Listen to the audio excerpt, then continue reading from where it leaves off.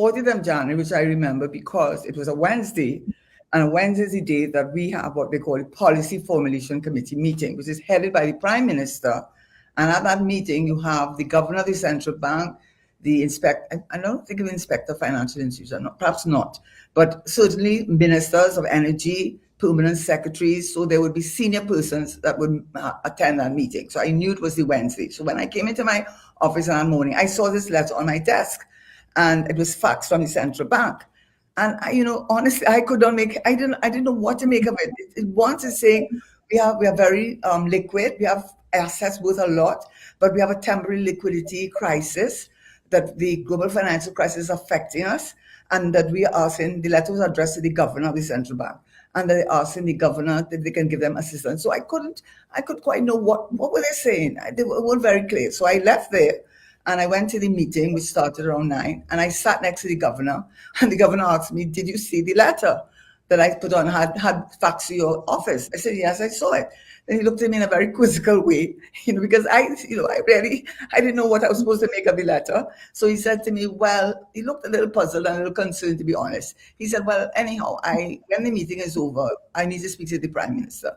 So we went in a room that the Prime Minister keeps on the other side of the conference room, and he met with the Permanent Secretary Alison Lewis, myself, the Governor of the Central Bank, and the Prime Minister. And that is when I heard this story. First of all, I heard, and it is consistent with what I did read in the reporter, so it does bear him out. He said that the CLICO Investment Bank, he really was extraordinarily concerned about the inter-party transactions, how these parties were connected to each other, and as a result of which they were going to, if one failed, it would cause the other to fail. So he said that the CLICO Investment Bank had invested in something called INCs. I did turn around to the governor and I said, "What are INCs?" Just to let you know, I had on my back the property tax. I had the International Financial Center. I had the budget that had gone from 100 and something in September to about, I think it was $20-something for the oil. So it wasn't as though I had my eagle eye on CL Financial. So an event. So he said this to me. I said, "What are INCs?" He said the investment note certificates that CLICO Investment Bank had created. They had sold to many of the larger state enterprises, NGC, NIB, Unit Trust, all the big ones, billions of dollars. Each of them had invested billions of dollars. It was short-term investment vehicles, about 3 months, with huge interest rates. But apparently, unknown again to me, because the various state enterprises realized that there was risk involved in investing again in these INCs with CIB, they said they would not reinvest in when these INCs matured, which was early January. All of this was news to me, by the way. So after that had happened, he said, well, if they did not reinvest, that is the government, because these are state enterprises, if they did not reinvest, what would happen is that they already had difficulties in CIB with mismanagement, leverage, all the problems that CIB was known for. And this would be this would be like the final straw. And CIB simply could not maintain itself, and they would collapse.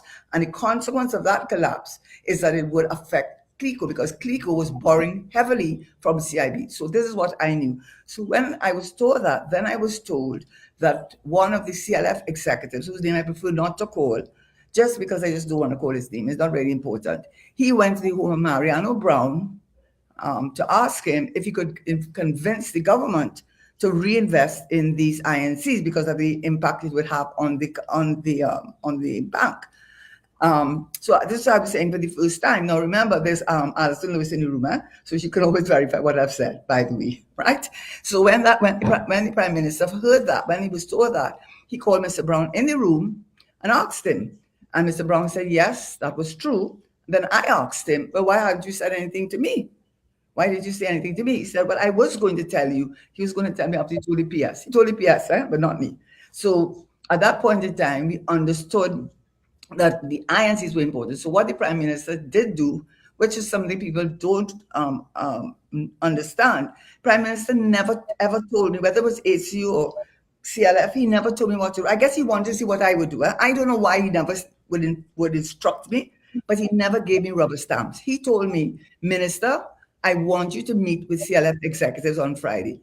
And I asked him, well, what? But why am I meeting with them? He said, you just go and you hear what they have to say.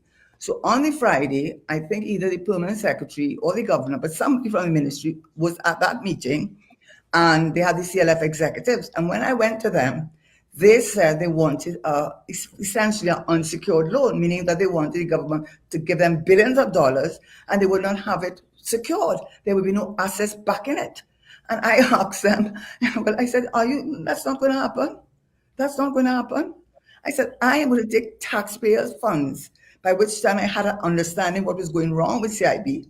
I am going to take taxpayers' money and give it to CL Financial in a circumstances where you have a global financial crisis. No, you have tremendous assets. You have the energy assets for methanol. You have Angostura. You have Republic Bank shares. You have all of these shares, of which I didn't know who was unencumbered or who was encumbered, but I knew they had valuable assets. I said, back it up.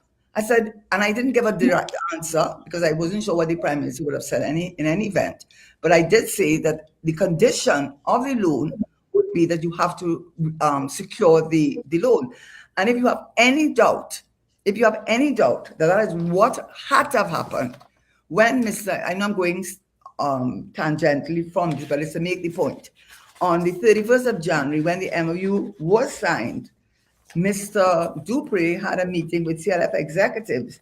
And at that meeting, he said, and these are the minutes of the meeting which they will have. So it's not, I'm not making up these minutes. These are minutes of the meeting. He met with them, and what he said, I'm just trying to get the page. I think I took page 13.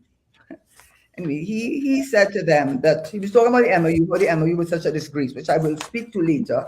But what he did say was that he went to the central bank for a line of credit. That's what he said. He said, that he went to the central bank for a line of credit. And instead of getting a line of credit, the governor, the MOF, so it's either the ministry or the minister of finance, MOF / GOT, government of Republic, instead of doing that, they took control of all the assets of value in the CLICO, in CL Financial. So it is clear from his own words when he met on the 13th that he intended that the government would give them a line of credit. So when they gave me that news, I obviously said to them, look, I'm finding it. This is what he said.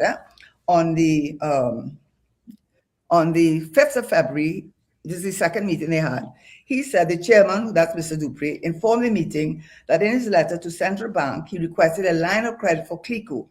Instead, the Central Bank and MOF / GOT took this request, and meetings and discussions had taken control of the financial companies within the group.